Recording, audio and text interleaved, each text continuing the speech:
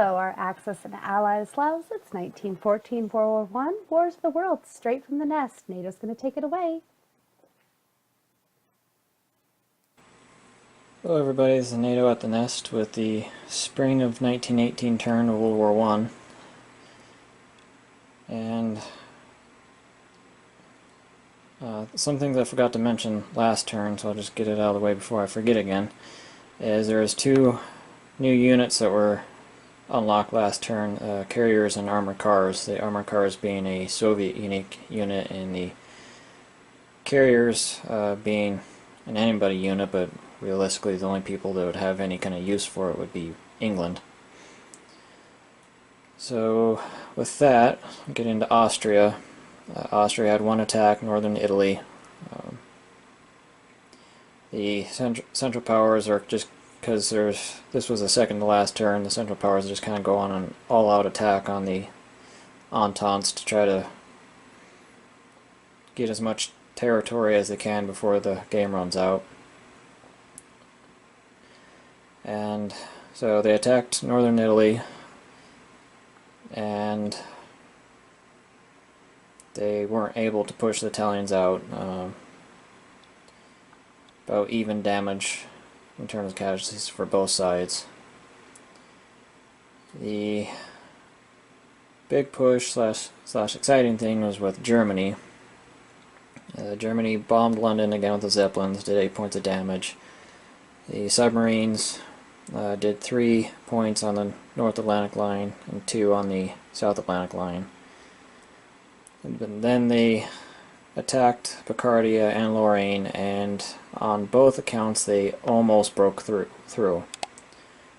The French in Lorraine, they only had 1 infantry and 2 tanks left, and the British had 1 infantry left. So they came within a hair's breadth of breaking through on both fronts. Unfortunately, just not quite enough to take the territory. And they hit Paris again with the Paris gun, did 6 points of damage there. So it was almost the breakthrough, which, if you follow history, the spring 1918 German offensive, also known as I believe the Ludendorff offensive, or as the Kaiser offensive.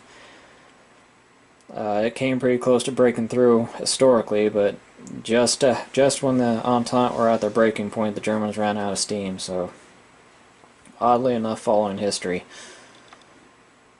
And then, in response, England they didn't counterattack because they only had 1 infantry left in Picardia. So, and that was with American reinforcements. So, England just reinforced. Took everything it had in London and hopped across the channel to reinforce Picardia. The one attack England did make was in Cairo, and they were successful in pushing the Ottomans out of Cairo completely. So opening the door for potentially an invasion of Palestine.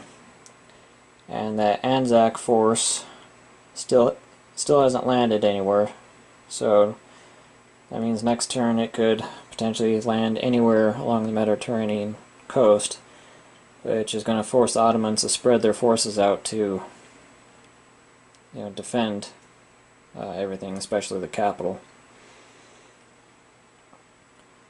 France didn't counterattack either, didn't have the strength to, just reinforce Lorraine.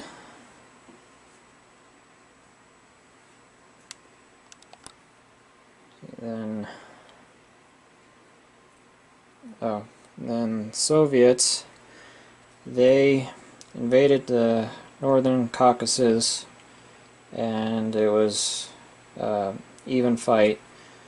Soviets took 2 casualties. The White Russians took 2 casualties. Soviets also invaded Belorussia and were able to take that from the White Russians. So Soviets steadily gaining ground over the White Russians. Finland and Ukraine gaining its independence. I don't actually have Ukrainian flags, if there ever were any, so I'm just using the NATO symbols to represent oddball nations that I don't have roundels for. So not sure if I ever explained that, so if anyone's wondering why the hell there's a NATO symbol sitting in the middle of the Ukraine, that's why. Russia, they attacked the Soviets just south of Petrograd. Were almost able to push them out. All that was left was infantry and artillery. And that was their only attack. They brought that artillery all the way from Mongolia practically, railed it up to Saratov to threaten what will become Stalingrad. The Ottomans, the only attack the Ottomans made was in Greece again.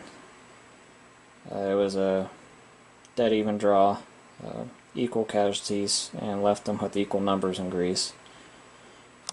And that was their only attack. Just moved everything else down south to try to counter the British onslaught. Italy attacked the Austrians in northern Italy. And as you can see, reduced the Austrians down to an infantry, 2 artillery, and a fighter. Although they're going to get four infantry back from wounded at the end of the next turn. Japan didn't do anything but lease money, and America made its debut offensive in Picardia. And you can see, reduced the Germans quite significantly. The Germans in Picardia reduced them down to an infantry and 4 artillery. There used to be a lot more Germans, but Americans came in strong and got a lot of hits. Really hurt the Germans, with more coming. And then the Federals attacked the rebels in Mexico again and lost again. Lost an infantry without causing any harm on the rebels. And the rebels have another infantry in the western half of Mexico to bring in, so they'll bring the number of rebels versus Federals to an even number.